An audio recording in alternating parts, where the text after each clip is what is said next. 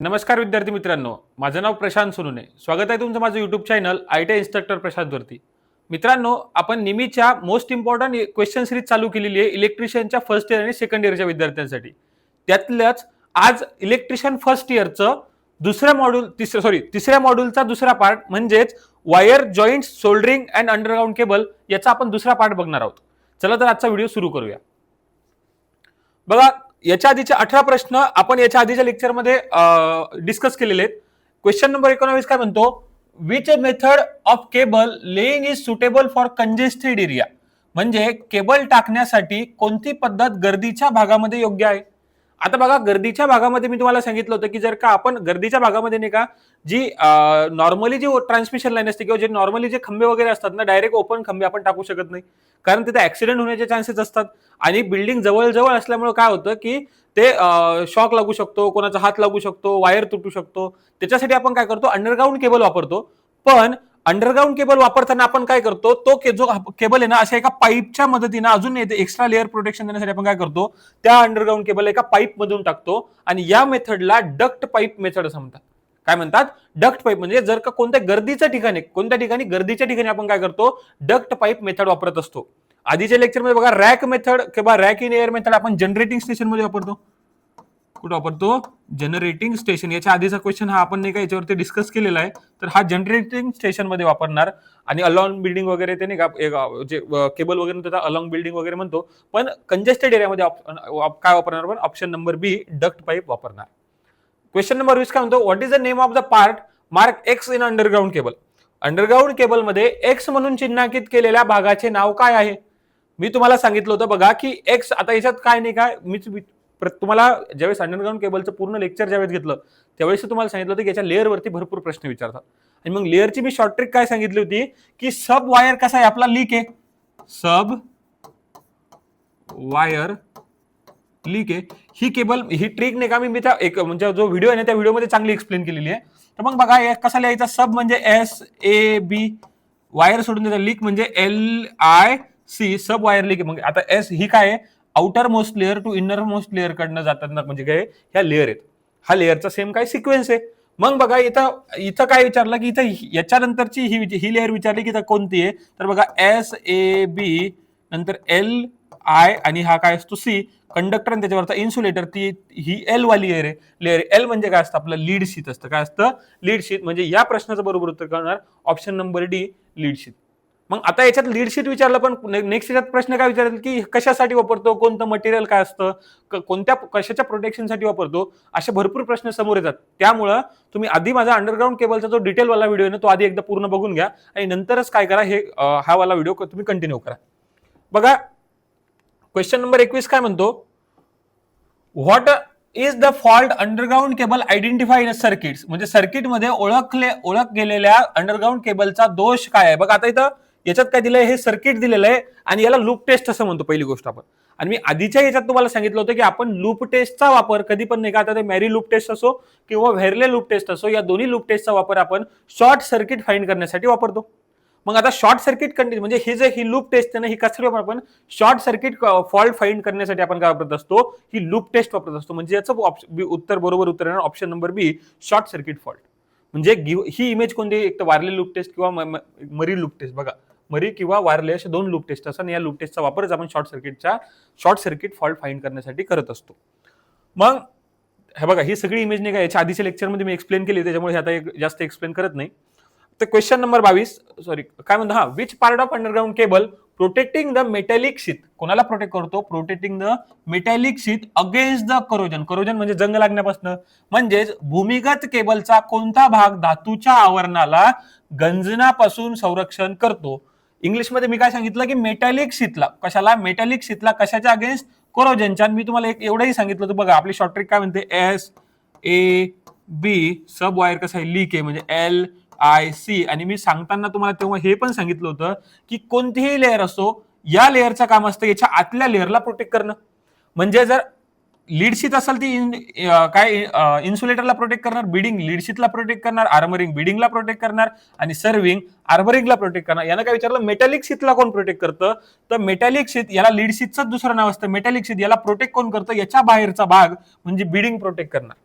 कोण प्रोटेक्ट करणार? बिडिंग. म्हणून ऑप्शन नंबर बी याचं काय राहणार? बरोबर उत्तर राहणार. हे बघा, हा चार्ट पण दिलेला आहे मी. या चार्टमध्ये कोणतं मटेरियल वापरणार, कशासाठी वापरणार आणि कशापासून प्रोटेक्ट करणार हे सर्व एक्सप्लेन केलेलं आहे. मग याचं उत्तर काय झालं? ऑप्शन बिडिंग, म्हणजे कोणाला मेटॅलिक शीटला कोण प्रोटेक्ट करणार? आपला बिडिंग प्रोटेक्ट करणार. क्वेश्चन नंबर 23 काय म्हणतो बघा, why the soldering iron must be kept into a stand that not in a use while a soldering. म्हणजे जर तुम्ही काय आहे, जो सोल्डरिंग आयर्न जो सोल्डरिंग करताना वापरत नसाल आपण, त्याला स्टँड मध्ये का ठेवावे? आता बघा, आता सोल्डरिंग आयर्न असतो आपला, सोल्डरिंग आयर्न करतो आपण, गरम करतो. मग गरम असतो तर मग जर का त्याला तुम्ही प्रॉपर असं स्टँड बनवलेलं असतं, या स्टँडमध्ये जर का नाही ठेवलं आणि जर त्याला तुम्ही खाली ठेवलं तर काय होणार सांगतो मी तुम्हाला. बघा, ते सोल्डरिंग आयर्न गरम होत राहणार आणि गरम झाल्यानंतर जर तुम्ही नॉर्मली कोणत्याही सरफेस वरती ठेवला तर त्याला काय होणार की त्या गरम झाल्यामुळे काय होऊ शकते, एखादा इक्विपमेंट जळू शकतो किंवा साईडला आगही लागू शकते. म्हणून आपण काय करतो, हा सोल्डरिंग आयर्न प्रत्येक वेळेस एका प्रॉपर स्टँड मध्ये ठेवला जातो. मग बघा कशासाठी ठेवला जातो, म्हणतो it prevent burn and fire. बरोबर, म्हणजे काय की जे जळणे आणि आग लागण्यापासून प्रतिबंधित करते. म्हणजे जर तुम्ही त्याला स्टँड मध्ये ठेवलं तर आग वगैरे लागू शकणार नाही. मग हे म्हणजे हे ऑप्शन नंबर याचं बरोबर उत्तर आहे. पण ऑप्शन नंबर बी काय म्हणतं, कंडक्ट द एक्सेसिव्ह हीट. काय अति उष्णते नियंत्रण करायचं, म्हणजे जर बघा रेग्युलेटर वापरतात तुम्ही हीटला, जर का तुम्हाला रेग्युलेट करायचं असेल ना, आणि ते पण सोल्डरिंग आयरन मध्ये रेग्युलेटर नसतो, सोल्डरिंग गन वगैरे जे असतात ना त्याच्यामध्ये एका टेम्परेचर कंट्रोल करू शकतो आपण, किंवा टेम्परेचर कंट्रोल सोल्डरिंग गन किंवा सोल्डरिंग आयर्न जो असतो ना त्याच्यामध्ये आपल्याला याला म्हणजे काय अति उष्णतेला नियंत्रण ठेवण्यासाठी आपण रेग्युलेटर वगैरे वापरणार. To save the time of soldering process, काही म्हणजे टाइम कसा सेव्ह होणार जर तुम्ही त्याला खाली ठेवलं नाही होत. To save the operating from काय operation from the electric shock. बघा ऑलरेडी तो जो बाहेरचा असतो ना इलेक्ट्रिक शॉक, त्याला म्हणजे इन्सुलेटर लावलं असतं, त्याच्यामुळे इलेक्ट्रिक शॉक तर डायरेक्टली लागत नाही. पण जे महत्वाचं असतं, जो टीप असते ना, ही टीप याची गरम होते आणि गरम होऊन आग लागू नये म्हणून आपण काय करत असतो, या सोल्डरिंग आयर्नला स्टँड मध्ये ठेवत असतो. मग क्वेश्चन नंबर 23 काय म्हणतो, which type of wire joint found in a junction box. म्हणजे खालीलपैकी जंक्शन बॉक्समध्ये, कशामध्ये, जंक्शन बॉक्समध्ये कोणत्या प्रकारचा वायरचा जॉईंट आढळतो. मग आता मी सांगितलं वायरच्या जॉईंटचे वेगवेगळे प्रकार असतात. मग वायर मी तुम्हाला त्या दिवशी आधीच्या लेक्चरमध्ये सांगितलं की दोन टाईपचे जॉईंट्स पडतात, एक असतं हाय व्होल्टेजसाठी, एक असतं लो व्होल्टेजसाठी. आता जंक्शन बॉक्स म्हणजे आपल्या नॉर्मली घरामध्ये जोही बॉक्स आपल्याला दिसेल का नाही जंक्शन बॉक्स, त्याला आपण जंक्शन बॉक्स म्हणतो. तुम्ही जर बघितलं असेल त्याच्यामध्ये बघा, आपण असं त्याला काय करतो, त्या ट्विस्ट करतो, त्या वायरला दोन वायर घेतो आणि त्याला काय सरळ ट्विस्ट करतो. मग त्याला ट्विस्ट करतो म्हणून त्याचं नाव पडलं ट्विस्टेड जॉईंट. कोणतं नाव पडलं? Twisted joint. मग त्याच्यात बघा aerial tap joint, plain tap joint, rat tail joint किंवा मॅरेट जॉईंट, ट्विस्टेड जॉईंट नाहीये. पण रॅट टेल जॉईंटलाच आपण ट्विस्टेड जॉईंट असं म्हणतो. ट्विस्टेड काय म्हणतो याला? ट्विस्टेड, किंवा याला पिग टेल जॉईंट सुद्धा म्हणतात. काय म्हणतात? Pig tail joint. मग आता बघा, मग मी काय सांगितलं, आपल्याला कोणता, आपल्या नॉर्मली घरात विचारलं ना, मग आपण कोणता वापरणार, नॉर्मल जंक्शन बॉक्समध्ये रॅट टेल जॉईंट वापरणार. कोणता वापरणार? Rat tail. त्यालाच आपण ट्विस्टेड जॉईंट म्हणतो, त्यालाच पिग टेल जॉईंट सुद्धा म्हणतो. मग बघा आता aerial tap joint. Aerial tap जॉईंटचं काय काम असतं? ज्या एरियल टॅप जॉईंट मी तुम्हाला आधीच्या लेक्चर मध्ये असं नाही का, याच्यात एका वायरवर कंडक्टरवर जर का तुम्ही नॉर्मली नुसतं कंडक्टर गुंडाळून ठेवला, त्याला आपण एरियल टॅप जॉईंट म्हणतो. हा जॉईंट असतो ना, हा मुव्हेबल असतो. म्हणजे तुम्हाला जॉईंट जर मूव्ह करायचं असेल तर एरियल टॅप जॉईंट वापरणार. प्लेन टॅप जॉईंट नॉर्मली एखाद्या याच्यावरती बघा, आता हा ज्याला नुसताच तुम्ही काय करून ठेवलं, नुसतं प्लेन टाईटली काय करून ठेवलं, त्याला जॉईंट करून ठेवलं, प्लेन टॅप जॉईंट म्हणतो. नॉटेड टॅप जॉईंट म्हणजे काय? नॉट बांधणं म्हणजे गाठ बांधणं. याची काय केलं तुम्ही? गाठ बांधली म्हणजे याचा मेकॅनिकल स्ट्रेंथ वाढली. जर प्लेन टॅप जॉईंटला तुम्ही खिचलं तर हा निघू शकतो, पण नॉट बांधल्यामुळे याची का मेकॅनिकल स्ट्रेंथ काय होणार? वाढणार. म्हणून याला आपण म्हणतो नॉटेड टॅप जॉईंट. याची मेकॅनिकल स्ट्रेंथ कशी असते? थोडी जास्त असते. नंतर बघा वेस्टर्न युनियन जॉईंट झालं, नंतर टी जॉईंट झालं. तर लक्षात राहू द्या, कधी पण टी जॉईंट नाही का, कोणताही टी जॉईंट आपण टॅपिंगसाठी, म्हणजे टॅपिंग, टी म्हणजे आता बघा, टी म्हणजे टॅपिंग नसतं ऍक्च्युअली. टी म्हणजे नाही का टी टाईपचा आकार बनवतो म्हणून त्याला टी म्हटलं, पण तो टी फॉर टॅपिंग असं लक्षात ठेवा की टी जॉईंट कशासाठी वापरणार? आपण टॅपिंगसाठी वापरणार. आणि मॅरेट जॉईंट वगैरे ना, ज्या ठिकाणी खूप जास्त म्हणजे आपल्याला वायर एकदम घट्ट बरं काय बांधून ठेवायचं आहे, हे बघा असं एकदम असे काय करतात, थ्रेड वगैरे एकमेक बांधून काय करतात, त्याला एकदम प्रॉपरली एकदम त्याला घट्ट प्रकारे बांधतात. म्हणजे तिथं म्हणजे तू खूप जोरात जरी तुम्ही खिचला ना तरी तो वायर निघणार नाही, म्हणून त्याला मॅरेट जॉईंट म्हणतो. म्हणजे जिथं मेकॅनिकल स्ट्रेंथ जास्त गरज असली तिथं मॅरेट जॉईंट वापरणार. जिथं आपल्याला तो वायर जॉईंट फिरला पण पाहिजे त्याच्या ठिकाणी आपण एरियल टॅप जॉईंट वापरणार. आणि प्लेन टॅप जॉईंट नॉर्मली कुठेतरी मेकॅनिकल स्ट्रेंथ कमी असेल तर तुम्ही नॉर्मली प्लेन टॅप जॉईंट वापरू शकता. पण या प्रश्नाचं उत्तर जंक्शन बॉक्समध्ये आपला रॅट टेल जॉईंट वापरतो. बघा त्याच्यात कधी कधी ट्विस्टेड जॉईंट आणि काय म्हणतात त्याला पिग टेल जॉईंट हे सुद्धा ऑप्शन मध्ये तुम्हाला दिसतात. म्हणजे ऑर मध्ये नाव आहे त्याचे. तर हे एक लक्षात राहू दे किंवा कुठेतरी नोट करून ठेवा तुम्ही. क्वेश्चन नंबर 25 काय म्हणतो, what is the name of the joint. खाली दिलेल्या जॉईंटचं नाव काय? आत्ताच आपण बघितलं रे की मी काय सांगितलं तुम्हाला, हा बघा या इथं गाठ बांधलेली या साईडला असे थ्रेड आणि या साईडला असे, म्हणजे दोन्ही साईडला थ्रेड आहेत. म्हणजे बघा हे असे नोकियाच्या मोबाईलमध्ये हात पकडल्यासारखे एकमेकाचे. मग जर असे हात पकडल्यासारखा जॉईंट जर तुम्हाला कुठे दिसत असेल तर आपण मॅरेट जॉईंट म्हणतो. कोणता जॉईंट म्हणतो त्याला? मॅरेट जॉईंट म्हणतो. म्हणजे याचं उत्तर येणार option number A, married joint. मी तुम्हाला सांगितलं मॅरेट जॉईंट कुठे वापरायचा? जिथं मेकॅनिकल स्ट्रेंथची खूप जास्त आवश्यकता, म्हणजे तुम्ही वायर कुठे तणाव पडू शकतो आणि तेवढा तणाव पडल्यामुळे ही वायर काय झाला नाही पाहिजे, ब्रेक झाला नाही पाहिजे किंवा तो जॉईंट तुटला नाही पाहिजे, म्हणून आपण मॅरेट जॉईंट वापरतो. नंतरचा स्कार्प जॉईंट कुठं? स्कार्प जॉईंट म्हणजे नाही का, मी तुम्हाला त्याच्या आधीच्या लेक्चरमध्ये सांगितलं, स्कार्प जॉईंट नाही का कॉम्पॅक्टनेससाठी वापरत असतो. समजा तुम्हाला दोन केबल असे कनेक्ट करायचे ना, आणि जर आता बघा हा जॉईंट मला याच्यावर भद्दा झाला, मग जर का तुम्हाला कॉम्पॅक्ट पाहिजे असेल हा जॉईंट, म्हणजे कॉम्पॅक्ट म्हणजे एकदम प्लेन वाटला असेल, एकदम कॉम्पॅक्टनेस पाहिजे असेल, तर तुम्ही स्कार्प जॉईंट वापरता. वेस्टर्न युनियन जॉईंट आणि ब्रिटानिया जॉईंट तुम्ही ओव्हरहेड ट्रान्समिशन लाईनसाठी वापरत असता. म्हणजे ओव्हरहेड ट्रान्समिशन लाईनच्या लेंथची कंडक्टरची लेंथ जर का तुम्हाला वाढवायची असेल ना, तर तुम्ही ब्रिटानिया जॉईंट किंवा वेस्टर्न युनियन जॉईंट हे दोन जॉईंट ओव्हरहेड ट्रान्समिशन लाईन हाय व्होल्टेजसाठी वापरतात. मग या प्रश्नाचं बरोबर झालं, जो इमेज आहे ना, ही गिव्हन इमेज ही आहे मॅरेट जॉईंटची. कशाची? आपल्या मॅरेट जॉईंटची इमेज आहे. आता ही इमेज याच्या आधी बघितली आपण. क्वेश्चन नंबर 26 काय म्हणतो? What is the use of Britannia T joint? सगळं सोडा रे बाबा, लक्षात राहा मी काय सांगितलं तुम्हाला, टी म्हणजे टॅपिंगसाठी वापरणार. मग आता हा ब्रिटानिया आहे हे सोडून द्या, पण लक्षात राहू दे की कोणताही टी जॉईंट, एखादी मेन लाईन आहे, त्या मेन लाईन पासून समजा असा मेन लाईन चालली, जर तुम्हाला या मेन लाईन पासून टॅपिंग काढायची आहे किंवा दुसरा एखादा कंडक्टर काय करायचा, याला दुसरा एखादा कंडक्टर याच्यावरती काय करायचा, खाली आणायचा, म्हणजे इथून टॅपिंग घ्यायची, तर आपल्याला टी जॉईंट वापरावं लागतो. मग आता डिपेंड करणार, जर ओव्हरहेड ट्रान्समिशन नॉर्मल त्याच्यामध्ये ब्रिटानिया ओव्हरहेड लाईन मध्ये वगैरे काय करतो आपण, टॅपिंगसाठी ब्रिटानिया टी जॉईंट वापरतो. ओव्हरहेड लाईनसाठी नॉर्मल टी जॉईंट वापरतो आपण, ज्या लो व्होल्टेजच्या लाईन आहेत त्यांच्यासाठी. मग आता बघा, extending the length of the लाईनची लेंथ एक्सटेंड करण्यासाठी आपण बाकीचे जॉईंट्स वापरू ना. जर हाय व्होल्टेज असेल तर तिथं मी सांगितलं वेस्टर्न युनियन जॉईंट वापरू किंवा नॉर्मल ब्रिटानिया जॉईंट वापरू, पण इथं टी जॉईंट विचारला, मग म्हणून हे उत्तर येणार नाही, ए पण नाही येणार. Inside and outside wiring installation, बघा आत आणि बाहेर वायरिंग इन्स्टॉलेशनसाठी प्रश्न येत नाही. जॉईंट्स आपण कनेक्ट करण्यासाठी वापरतो वायरला. मेकॅनिकल स्ट्रेस नॉट रिक्वायर्ड म्हणतं, म्हणजे त्यांचं म्हणणं की जिथं वायर कंडक्टरवरती एकदम ताण पडणार नाही त्या ठिकाणी तुम्ही नाही का नॉर्मल कोणते जे ट्विस्टेड जॉईंट वापरा किंवा प्लेन टॅप जॉईंट वापरा, नॉर्मल जॉईंट वापरा ना. Tapping the service connection for the overhead line, म्हणजे सांगितलं की ओव्हरहेड लाईनवरून सेवा कनेक्शन करण्यासाठी आपण काय करत असतो, म्हणजे ब्रिटानिया टी जॉईंट वापरतो. याचं उत्तर हेच बरोबर आहे की मी सांगितलं टी म्हणजे टॅपिंग, लक्षात राहू द्या. कुठेही टी जॉईंट आलं तर टी जॉईंट आपण टॅपिंगसाठी वापरतो, म्हणजे ऑप्शन नंबर डी या प्रश्नाचं काय बरोबर उत्तर आहे. क्वेश्चन नंबर 27 म्हणतो, which type of soldering method is use to servicing and repairing work? काल मी या सगळ्या शोल्डरिंग मेथड तुम्हाला काय केलं, एक्सप्लेन केलेल्या आहेत. तर त्यापैकी मी तुम्हाला हे सांगितलं होतं की डीप शोल्डरिंग आपण मास प्रोडक्शनसाठी वापरणार. डीप शोल्डरिंग कशासाठी वापरणार? मास प्रोडक्शनसाठी. त्याच्यानंतर कोणती होती? सोल्डरिंग विथ फ्लेम वाली काय करणार, जे काय म्हणतात त्याला, लार्ज रिपेअरिंग वर्कसाठी. लार्ज रिपेअरिंग म्हणा किंवा जे मोठमोठे जे अवजड वाहन किंवा अवजड धातू असतात त्यांच्यासाठी शोल्डरिंग करण्यासाठी आपण कोणती वापरतो? शोल्डरिंग विथ शोल्डरिंग फ्लेम वापरतो. शोल्डरिंग विथ शोल्डरिंग गन आणि शोल्डरिंग विथ शोल्डरिंग आयर्न नाही का आपण नॉर्मली रिपेअरिंग वर्कसाठी वापरतो. आता बघा, या दोन्हीच्या मेथड आहेत ना, शोल्डरिंग विथ शोल्डरिंग गन किंवा शोल्डरिंग विथ शोल्डरिंग आयर्न, हे आपण नॉर्मल ऑर्डिनरी पर्पजच्या रिपेअरिंग वर्कसाठी वापरतो. म्हणजे त्यांनी तेच विचारलं आपल्याला की सर्व्हिसिंग आणि दुरुस्तीच्या कामासाठी कोणत्या प्रकारची शोल्डरिंग पद्धत वापरली जाते. म्हणजे आपल्या बघा, आपण नॉर्मली आपल्या वर्कशॉपमध्ये नाही का एखादी गोष्ट रिपेअर करायची असेल तर आपण तुम्ही शोल्डरिंग आयरन घेऊन बसतो तो माणूस, आणि तो शोल्डरिंग आयरनने आपण काय करतो, रिपेअर करतो. सोबत शोल्डरिंग गन सुद्धा वापरली जाते. म्हणजे या प्रश्नाचं जर पाहायला गेलं ना, तर उत्तर सी आणि डी दोन्ही पण बरोबर उत्तर आहेत. पण तुमच्या निमीमध्ये याचं बरोबर उत्तर दिलं ऑप्शन नंबर सी. काय? शोल्डरिंग विथ शोल्डरिंग गन, म्हणजे शोल्डरिंग गनसह म्हणजे शोल्डरिंग करण्यासाठी, म्हणजे रिपेअरिंग कामासाठी आपण कोणती मेथड वापरत असतो? ऑप्शन नंबर सी म्हणजे शोल्डरिंग गन. पण मी त्याच्या आधीच्या लेक्चरमध्ये सांगितलं, शोल्डरिंग आयरनवाली मेथड सुद्धा आपण सर्व्हिसिंग आणि रिपेअरिंगसाठी वापरतो. तसंच शोल्डरिंग गनवाली मेथड सुद्धा आपण सर्व्हिसिंग आणि रिपेअरिंगसाठी वापरत असतो.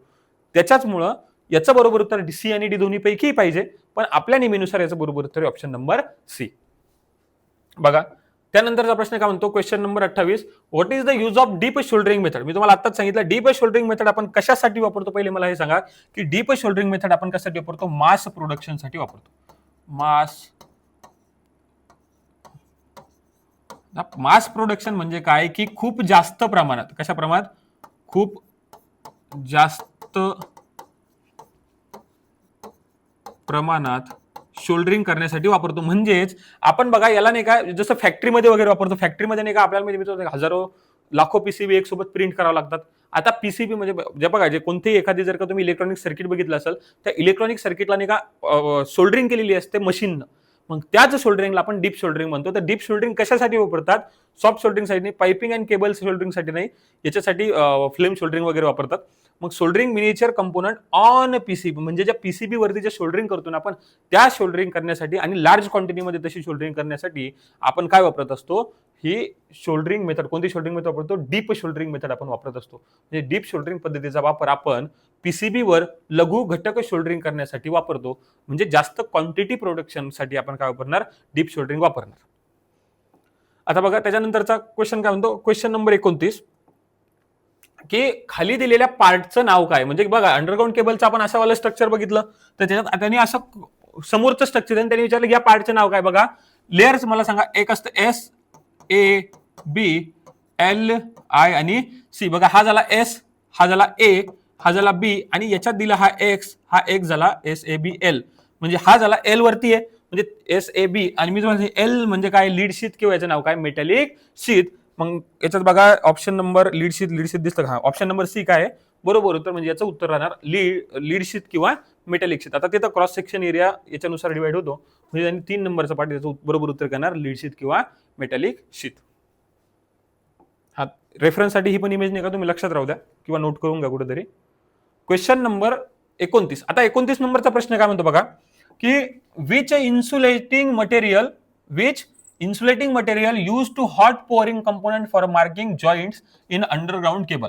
म्हणजेच अंडरग्राउंड केबलमध्ये जॉईंट तयार करण्यासाठी गरम ओतण्याचा कंपाऊंड म्हणून कोणता इन्सुलेटिंग सामग्री वापरली जाते?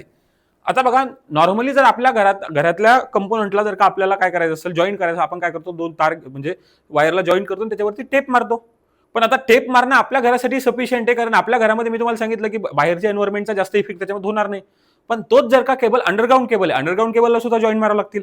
मग अंडरग्राउंड केबलमध्ये जॉईंट करण्यासाठी नाही का आपल्याला काय करावं लागतं? जर जॉईंट प्रॉपर बसला नाही ना तर त्या केबल लीक होऊ शकतो. म्हणजे बघा जर तुम्ही नॉर्मली त्याने जोडून दिला जॉईंट, तर त्याच्यात पाणी जाऊ शकतं, त्याच्यात ऍसिड जाऊ शकतं, त्याचं करोजन होऊ शकतं किंवा कंडक्टरला अर्थ होऊ शकतो. मग त्याच्यासाठी ज्या अंडरग्राउंड केबलचा जॉईन करताना नाही का आपल्याला प्रॉपर एक मेथड फॉलो करावं लागते. आता कसं? सर्वात पहिले केबल नाही का, त्या केबलचा वरचं इन्सुलेशन काढून आपण काय करतो? त्या केबलला एक क्लीन करून प्रॉपर केबलला काय करतो? असं काय केलं एक म्हणजे याला काय केलं? ट्विस्ट करून काय केलं? जॉईंट करून घेतलं. मग हे ट्विस्ट करून जॉईन केल्यानंतर याच्यावर पीव्हीसी इन्सुलेशन लावतो. म्हणजे नॉर्मल आपले जे पीव्हीसी इन्सुलेशन जे वापरतो ना, ते इन्सुलेशन याच्यावरती लावतो. परत त्याच्यावरती लीड शीट, म्हणजे मी तुम्हाला सांगितलं जे जेवढ्या पण आपण लेअर वापरतो त्याच्यात त्या लेअर म्हणजे लीड शीट सुद्धा याच्यावरती लावतो, जॉईंट्स वरती सुद्धा. त्याच्यानंतर काय करतो आपण? एक जसं ढाचा घेतो आणि त्या ढाच्यामध्ये तो पूर्ण केबल ठेवून मी का याच्यामध्ये नाही का, जसं आपण मेणबत्तीचं कसं वॅक्स असते पा मेणबत्ती, आपण त्या ढाच्यामध्ये टाकला तर तसा कलर म्हणजे तसा साईज येते, तसंच त्या ढाच्यामध्ये काय करतो आपण? बिटुमिनस नावाचा काय करत असतो? बिटुमिनस म्हणजे आपलं जे डांबर म्हणतो ना आपण त्याला, तो डांबर काय करतो? या जॉईंट्स मध्ये टाकून त्याला काय करतो? पॅक करतो. म्हणजे याच्यामुळे काय होतं की या डांबरमुळे याला नाही का एक म्हणजे याच्या आतमध्ये मी तुम्हाला सांगितलं एवढ्या लेअरला वरतून इन्सुलेटिंग काम होतं आणि तो केबल लीकही होत नाही. मग याच्यात काय वापरतो? त्यांनी तेच विचारलं की हे मुख्य जो पदार्थ आहे याच्यामध्ये, हे जो तुम्ही त्या ढाच्यामध्ये जो पदार्थ टाकता जॉईंट्स करताना, तो कोणता असतो? तो असतो बिटुमिनस. कोणता असतो तो? Bituminous component. म्हणजे त्या ढाच्यामध्ये आपण बिटुमिनस कंपोनंट वापरतो, त्याला आपण आपल्या गावठी भाषेमध्ये डांबर असं म्हणतो. ज्याची सडक बनवतो ना आपण, डांबरी सडक, त्याला बिटुमिनस असं म्हणतात. म्हणजे या प्रश्नाचं बरोबर उत्तर झालं option number C, bituminous compound. Question number 31 काय म्हणतो बघा? What is the purpose of bedding insulation in underground cable? आता तेच सांगितलं पुन्हा मी बघा, हा सेम प्रश्न आपल्या ट्रिक वरती आहे. आपल्या ट्रिक काय म्हणते? पहिली गोष्ट लिहून घ्या. ट्रिक काय होती? सब एस ए बी वायर कसा आहे? लीक आहे, म्हणजे एल आय सी म्हणजे लीक.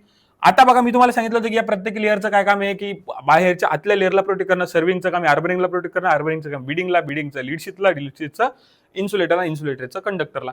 आता आपला क्वेश्चन काय म्हणतो? अंडरग्राउंड केबलच्या बिडिंग इन्सुलेशनचा उद्देश काय आहे? म्हणजे बिडिंगची जी लेअर आहे ना, या बिडिंगचा उद्देश काय आहे? तर मला सांगा, बिडिंग कोणाला प्रोटेक्ट कराल रे? की बिडिंग प्रोटेक्ट कराल त्याच्या आतमध्ये जो आहे ना त्याला.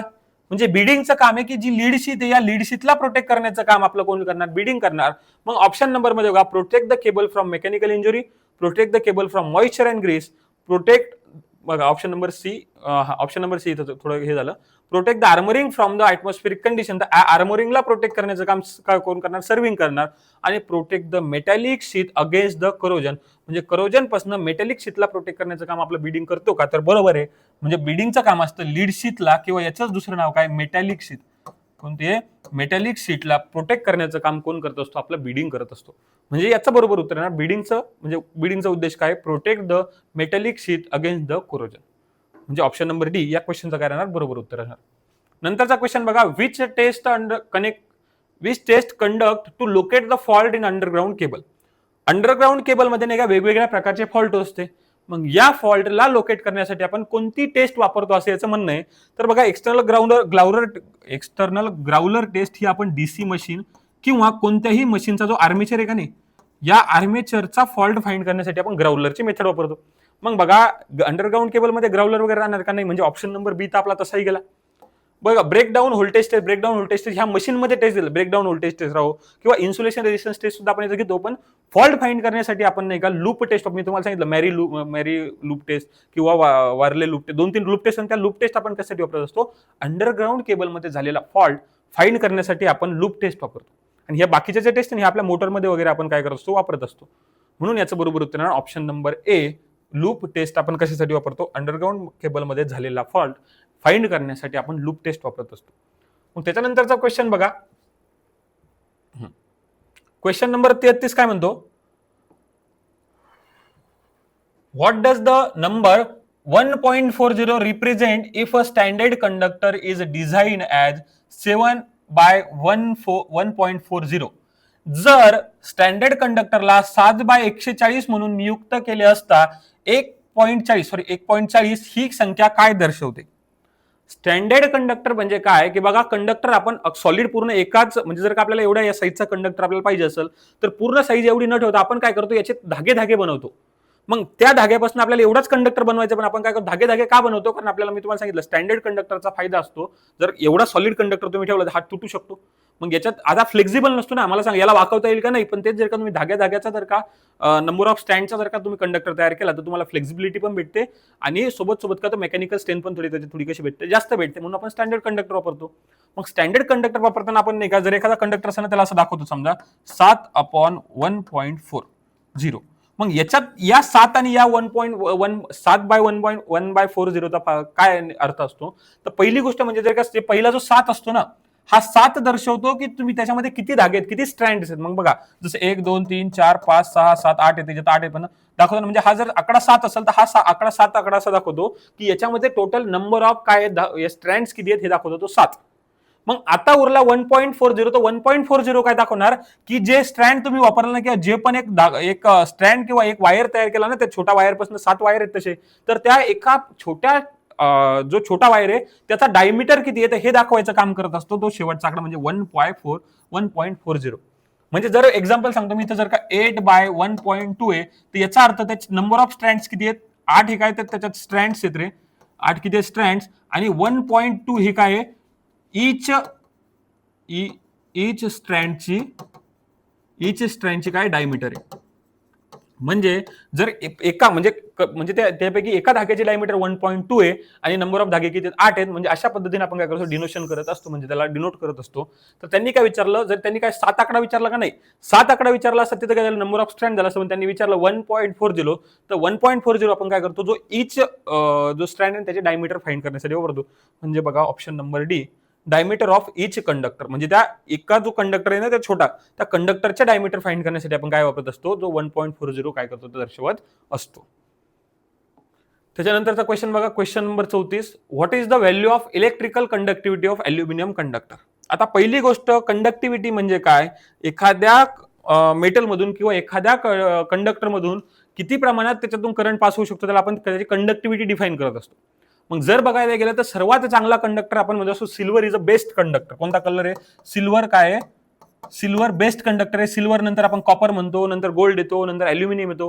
बघा आपला कॉपर सुद्धा, पण आपण कॉपर आणि अल्युमिनियम मध्ये कॉपरची कंडक्टिव्हिटी चांगली आहे, म्हणजे जेवढी जास्त कंडक्टिव्हिटी तेवढा तो चांगला कंडक्टर. मग आता नाही का हा क्वेश्चन पाठ करण्यासारखा आहे की त्यांनी काय विचारलं की अल्युमिनियमची कंडक्टिव्हिटी किती असते. पहिली गोष्ट, कंडक्टिव्हिटी म्हणजे काय, कंडक्टिव्हिटीचं युनिट असतं मोह अपॉन मीटर, किंवा याला तुम्ही असं मोह MHO मीटर इनवर्स असंही लिहू शकता, किंवा याला तुम्ही असंही ओहम इनवर्स मीटर इनवर्स असं सुद्धा तुम्हाला लिहिता. हे नाही काय युनिट विचारतात, तर मग हे 3 युनिट कसे झाले, कंडक्टिव्हिटीचे 3 युनिट झाले. मग याची कंडक्टिव्हिटी का, जो जर तुम्ही अल्युमिनियमची कंडक्टिव्हिटी 35 ते 40च्या रेंज मध्ये असते. जर तुम्ही इथं बघितलं बघा, आता अल्युमिनियमची दिली आम्ही 38 म्हणजे 3.8 इंटू 10⁻⁷ म्हणजे याचं उत्तर काय आलं, याचा 38 नाही पण याचं अप्रॉक्सिमेट उत्तर याचं 35. त्याच पद्धतीने जर तुम्ही काय कॉपर सिल्वर बघितला तर 63, कॉपर बघितला तर 5.9 किंवा म्हणजे 59 आपण असं म्हणू शकतो याला, की अशा पद्धतीने याची नाही का कंडक्टिव्हिटी असतात. तर आपल्याला एक क्वेश्चन मध्ये विचारलं सिल्वरची, तर सिल्वरची कंडक्टिव्हिटी असते 35 ohm upon meter. Question number 35. आता बघा हा क्वेश्चन काय म्हणतो की what is the rating factor of cable provide the core excess current protection. Core excess current protection प्रदान केलेल्या केबलचा रेटिंग फॅक्टर काय असतो. पार्ट नंबर 1चा पहिला प्रश्न मी सांगितला होता की जर आपला नॉर्मली कंडक्टर असेल, त्या कंडक्टरला जर का त्याची रेटेड कॅपॅसिटी समजा त्याची रेटिंग 32 एम्पियरचा कंडक्टर आहे, हाच सेम क्वेश्चन होता. पण जर का त्याला आपण किटकॅट फ्यूज, कोणता फ्यूज रे, किटकॅट फ्यूजनं जर का त्याला प्रोटेक्ट केलं, हा केबलला आपण प्रोटेक्ट कशाने केलं, किटकॅट फ्यूजनं. तर मी तुम्हाला सांगितलं किटकॅट फ्यूजनं प्रोटेक्ट केल्यामुळे काय होतं, याची जी रेटिंग आहे डिरेट होतो, हा म्हणजे डिरेट होतो म्हणजे जेवढी त्यांना कॅपॅसिटी असते त्याच्यापेक्षा काय करावं लागतं, त्यातून कमी करंट पास करावं लागतो. का करावं लागतो, कारण आपण त्याला किटकॅट फ्यूज, मी तुम्हाला सांगितलं की किटकॅट फ्यूज ॲक्युरेट नसतो, किटकॅट फ्यूज मधनं फॉल्टी करंट जाऊ शकतो, म्हणून आपण काय करतो डायरेक्ट त्याचा रेटेड करंट त्याच्यातून न देता त्याच्यापेक्षा कमी करंट आपण काय करतो असतो त्याच्यातून देतो. यालाच आपण कोअर एक्सेस करंट प्रोटेक्शन म्हणतो. मग हे कोअर एक्सेस करंट प्रोटेक्शनचा एक फॅक्टर असतो, तर या किटकॅट फ्यूज साठी तो फॅक्टर असतो म्हणजे अंडरग्राउंड केबलचा 0.81. हा किती असतो 0.81 म्हणजे हा याला म्हणायचं कोअर एक्सेस करंटचा फॅक्टर. तर मग तो किती आहे, तर त्याच्यात म्हणजे मी तुम्हाला सांगितलं काय 0.81 एवढा काय असतो तो फॅक्टर असतो. म्हणजे हे पण हा पण क्वेश्चन नाही का डायरेक्ट पार्ट करण्यासारखा आहे, कारण याचं एक्सप्लेनेशन मी क्वेश्चन नंबर म्हणजे पार्ट 1च्या क्वेश्चन नंबर 1 मध्ये दिलं होतं. बघा अशा पद्धतीने आपण नाही का टोटल आजच्या याच्यामध्ये म्हणजे आता याच्या मॉड्यूलचे म्हणजे तिसऱ्या मॉड्यूलचे टोटल 35 प्रश्न, अजून एक मॉड्यूल बहुतेक एक पार्ट याच्यामध्ये अजून एमसीक्यू बाकी आहेत, तर ते आपण काय करणार आहे नेक्स्ट पार्ट मध्ये करणार आहे. आजचं आपण पूर्ण लेक्चर कशावरती घेतलं रे, वायर जॉईंट सोल्डरिंग आणि अंडरग्राउंड केबलच्या सेकंड पार्ट वरती घेतलं. आशा करतो की तुम्हाला हे सगळं लेक्चर नाही का समजलेलं असेल. जर तुम्हाला हा खूप स्लो वाटत असेल तुम्ही काय करा फास्ट फॉरवर्ड करून सुद्धा बघू शकता. अशाच पद्धतीचे इलेक्ट्रिशियनचे आणि वायरमनचे सुद्धा नेहमीचे मोस्ट इम्पॉर्टंट क्वेश्चन जे आपल्या सीबीटी साठी इम्पॉर्टंट आहेत, ते जर तुम्हाला अजून असे क्वेश्चन बघायचे असतील किंवा सिरीज बघायची असेल तर माझं YouTube channel IT instructor Prashant, त्याच्यावरती मी हे व्हिडिओ अपलोड केलेले आहेत. सोबत इंस्टाग्रामवरती सुद्धा नाही का कोणता व्हिडिओ अपलोड केला, कोणता व्हिडिओ येणार आहे याबद्दलच्या इम्पॉर्टंट अपडेट मी माझ्या इंस्टाग्राम चॅनलवरती सुद्धा देत असतो, जेणेकरून तुम्हाला समजेल की आज कोणता व्हिडिओ येणार आहे किंवा कोणते व्हिडिओ आपण प्लॅन करणार आहे की कशा पद्धतीने व्हिडिओ आपण आपल्या युट्यूब चॅनलवरती अपलोड करणार आहेत. यासाठी तुम्ही मला इंस्टाग्राम चॅनलवरती सुद्धा फॉलो करून ठेवा. या व्यतिरिक्त तुम्हाला कोणताही प्रकारचा डाऊट असेल, क्वेश्चन रिलेटेड असो किंवा कोणत्या आयटी रिलेटेड असो, त्यासाठी तुम्ही मला खाली कमेंटमध्ये विचारू शकता. तसंच माझ्या इंस्टाग्रामवरती मला मेसेज करून सुद्धा विचारू शकता. आजचं लेक्चर आपलं इथंच संपलं. धन्यवाद.